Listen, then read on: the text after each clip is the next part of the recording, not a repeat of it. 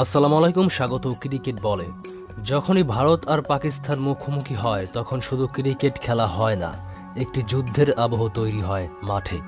কোটি কোটি ভক্ত টিভির সামনে চোখ রাখেন, গ্যালারিতে দোলা দেয় উল্লাস আর উত্তেজনা। ফাইনালের আগে থেকেই আলোচনার ঝড় উঠেছে কে জিতবে ফাইনালে। ফাইনালে পাকিস্তানের জন্য আলাদা চ্যালেঞ্জ রয়েছে, কারণ টানা দুইবার গ্রুপ পর্বের ম্যাচগুলোতে পাকিস্তান বাজেভাবে হেরেছে। তাই এ ম্যাচ যেন তাদের জন্য প্রতিশোধ নেওয়ার মঞ্চ। ফাখার জামান, শাহিন আফ্রিদি, অধিনায়ক সালমান আলী আগা, সবার চোখে একটাই লক্ষ্য, যেভাবেই হোক কাপটা ঘরে তোলা।